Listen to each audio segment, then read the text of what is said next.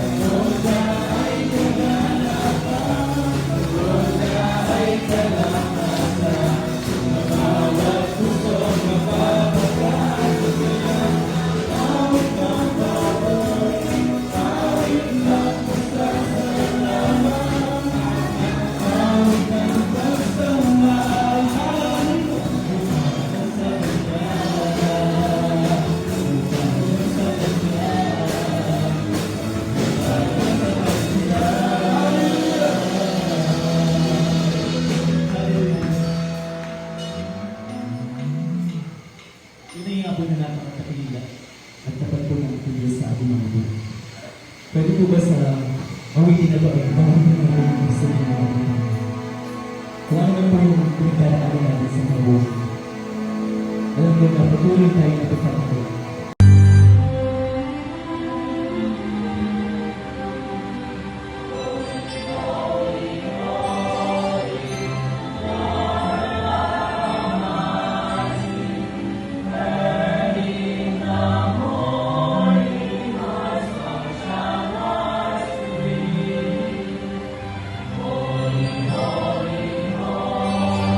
May malalim na pagpapahalaga ang mga pastor at pinuno ng iglesia nito na nagpastol sa kawan ng inyong templo sa nakalipas na mga taon.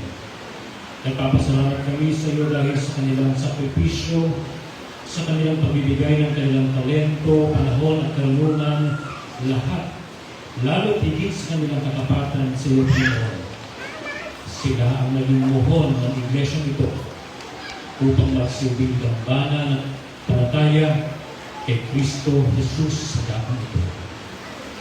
We also lift up the members of this church family, both those in the court and those who serve alongside us today. We thank you for every prayer offered, every act of kindness, and every light touch with His words. Thank you for the fellowship, the support, and the bonds together as one body. Ipagpatuloy ang magandang kamanan ito. Naway tapat kaming mga alal ng gawain simula. Patuloy na lumalago sa iyong biyaya at magdilim ng maliwanag ang iyong liwanag sa aming pamayanan.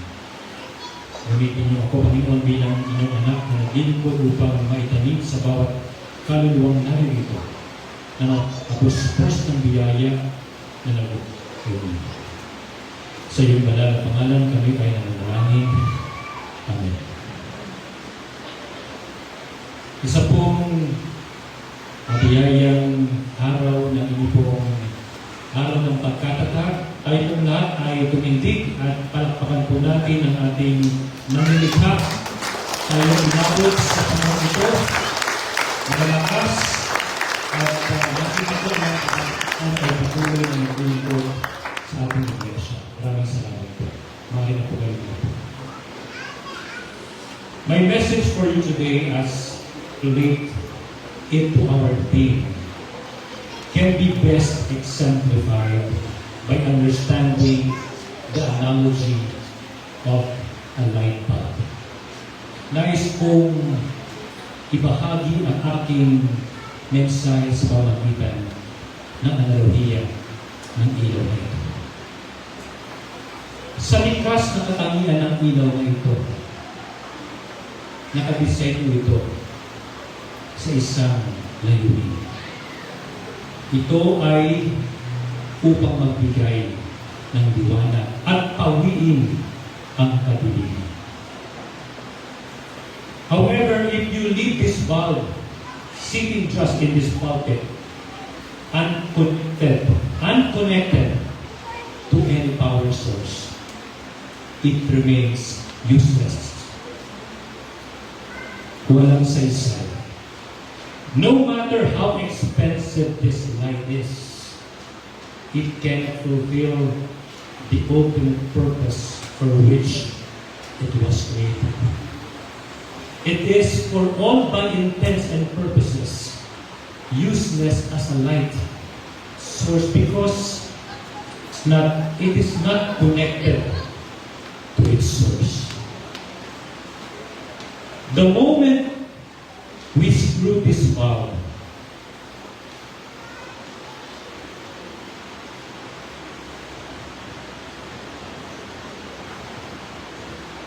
kapag nilagay po natin sa sisidlan at isinuksok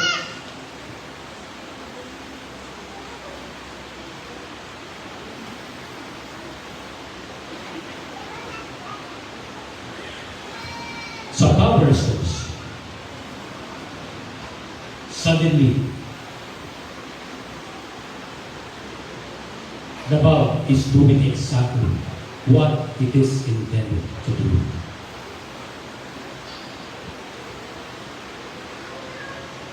We are like this light bulb. Hindi yung nag-flicker. Continuous po yan. We are complex, intelligent people and capable beings. We have emotions, dreams, and potential. We are built to reflect love, peace, and purpose. When we try to live completely independent of God, hiwalay sa Diyos, we are essentially all sitting in this pocket. We may be on in the sense that we are moving, working and interacting, but we are not shining. We often feel a deep, nagging sense of emptiness or lack of direction because we are disconnected from the current, from the source. When the Bible or spiritual teaching says we are nothing without God, it doesn't mean we have no inherent value as human beings. It means we have no vitality, no true, lasting fulfillment without Him. Without God, we lack the power to love unconditionally, to find peace in chaos, to understand our ultimate purpose. Just as the bulb is defined by the light it gives, we are defined by the God we reflect. We were never meant to generate our own power. We were meant to be a vessel through which His power flows. Kung paano ang bumbilya ay nabibigyang liwanag o kahulugan ng liwanag na binibigay nito, ganyan din naman tayo ay nabibigyang kahulugan ng Diyos na ating sinasalamin. Hindi tayo nilikha upang gumawa sarili nating lakas. Tayo ay nilikha upang maging daluyan, sisiglan ng ating maibigay. When we reconnect to God, we don't lose ourselves. Rather, we finally become exactly who we're meant to be. We stop struggling to be the source of our own strength and start allowing His strength to work through us. When God decided to fill the world with life, He did not choose randomly. He operated with intention and spoke to the very environment that would sustain that life. Bago ko po ipagpatuloy ang aking sermon, naalala ko po, tuwing bakasyon, ako ay napupunta rito. Pinapupunta po ako ng aking mga magulang. Kapag sila ay nakadistino sa malayong lugar, nandito po ako kay Lola Saling at kay Lolo Bundo, dyan po sa kanto. Buong summer, dito po ako lagi umuwi sa Talabutan Norte. Dito rin po ako pinanganak sa Talabutan Norte. At buong pista mula dito Talabutan Norte, maglalakad papuntang natin dito. Babalik ulit ang naglalakad. Swerte na ako pang bisikleta na pwede ng kasama. At kung minsan ay sasabit sa mga kalakad. When God wanted to create fish, He spoke to the sea. He told the waters to bring forth life. And so the fish was born into the ocean, its home, and its lifeline. When God wanted to create trees, He spoke to the land. He told the earth to bring forth vegetation, and the tree took root, finding its strength and nutrients in the soil. But when God wanted to create people, He spoke to Himself. He said, "Let us make man in our image." People often struggle because they do not understand that we too have a source. The fish belongs to the sea, and the tree belongs to the soil, to the land. Then we belong to God. When we attempt to live our lives, our relationships, our careers, our private thoughts outside the presence of God, just like this one. We are essentially taking the fish out of the water, taking the light bulb from the source. We are designed to breathe the air of His presence. When we remove ourselves from that environment, we may keep moving. We may keep existing. Ng isang halaman, pag tinanggal mo sa lupa, maaaring mabuhay ito ng ilang sandali. But we are not truly living. We are just like the plant. We are simply withering. Matutuyo tayo at sa dulo tayo ay malalang mamamatay. Thus, take a fish out of the water and it dies. Take a tree out of the soil. What will happen? It will die. Take God out of our lives. We will die. Not just physically, but in our spirit, our purpose, and in our peace. When we walk with God, we are returning to the environment for which we were designed, just like the light bulb going back to the source, in the place of connection to the source that gives us life. That's why we do not walk in our own wisdom. We walk with His guidance. We do not lean in our own strength. We lean on His power. We do not face the future fear. We face it with God's promise. God spoke to Himself to create you because He wanted you to reflect Him.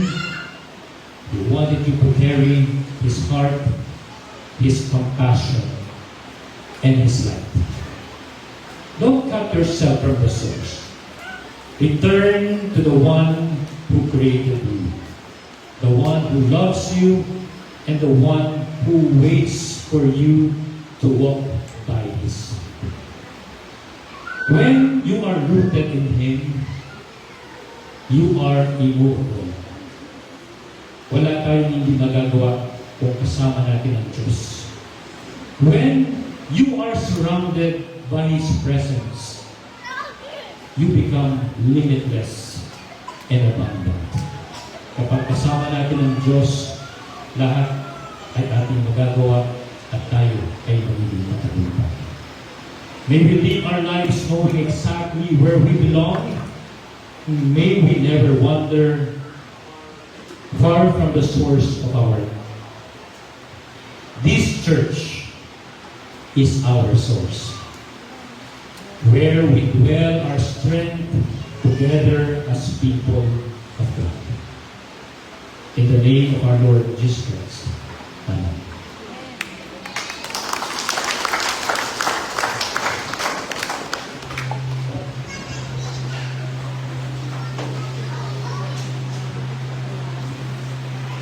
Hold on to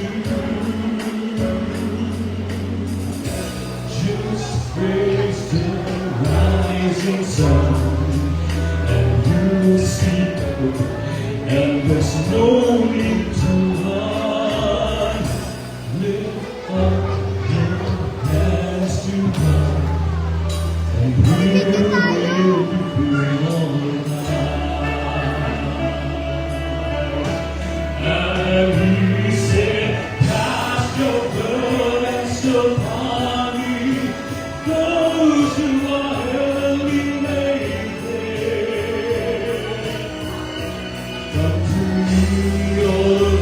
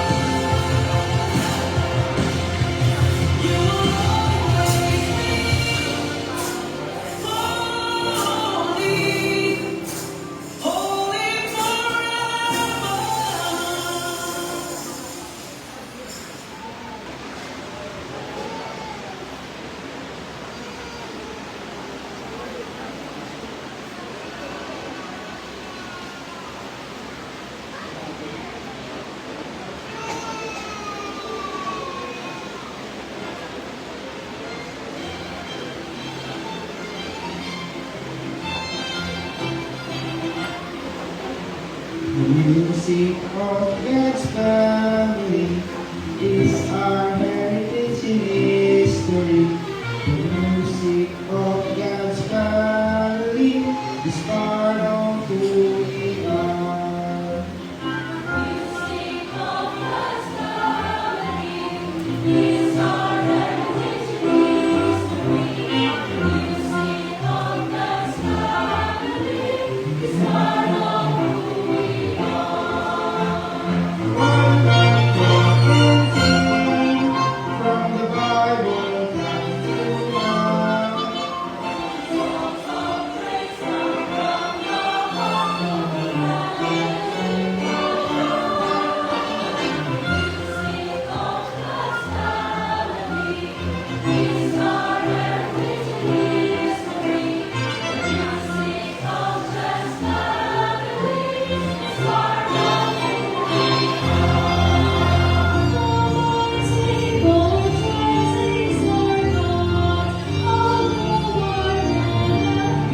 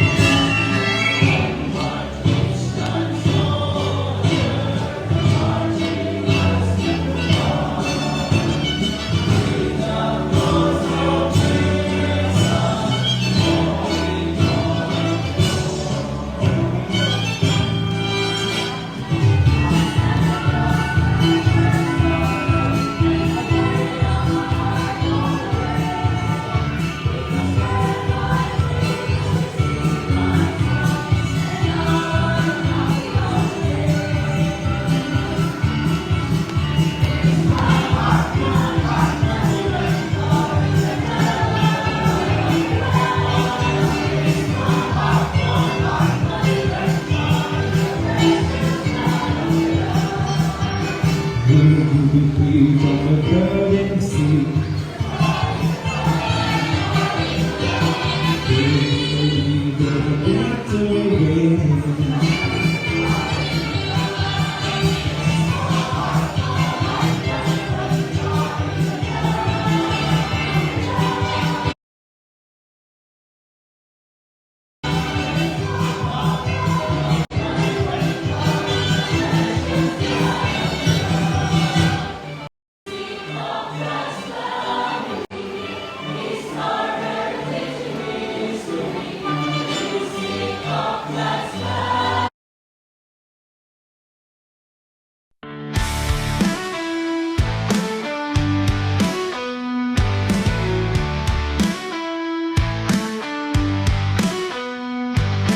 Silence of dawn, I feel your presence, Lord.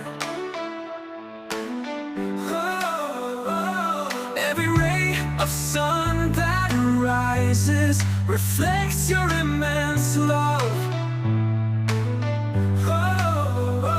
With a heart full of gratitude, I bow down before you. In your light I find direction to live what you have for me. Worship the Lord Jesus with all your being, with all your soul. He is worthy of all praise, King of kings, Savior.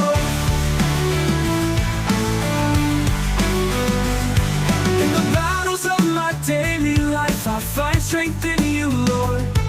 Your word is my guide, a beacon that lights my inner self. With a heart full of gratitude, I bow down before you.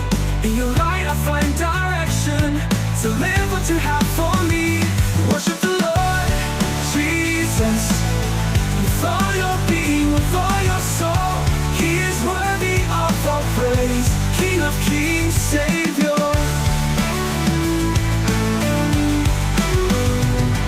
In the battles of my daily life I find strength in you, Lord. Your word is my guide, a beacon that lights my inner self. With a heart full of gratitude, I bow down before you. In your light I find direction to live what you have for me. Worship the Lord Jesus with all your being, with all your soul. He is worthy of all praise, King of kings, Savior. Even in pain, in the storm, I will worship you, Lord. For I know that in you there is truth, eternal peace, pure love. Worship the Lord Jesus, Jesus with all your being, with all your soul. He is worthy of all praise, King of kings, Savior. In the end when I meet you, in eternal glory I will praise you. Worship the Lord Jesus, our guide, light, and peace.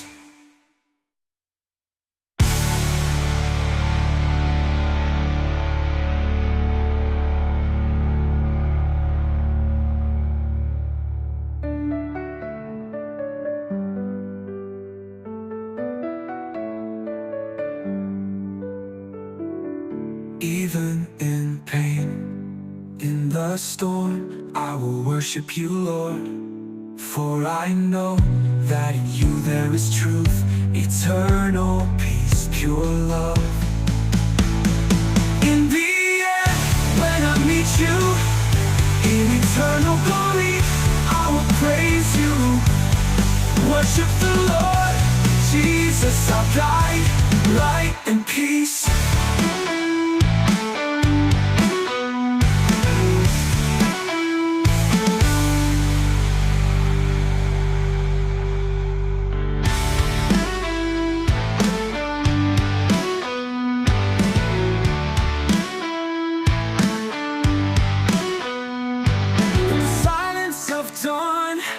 I feel your presence, Lord. Every ray of sun that rises reflects your immense love. With a heart full of gratitude, I bow down before you.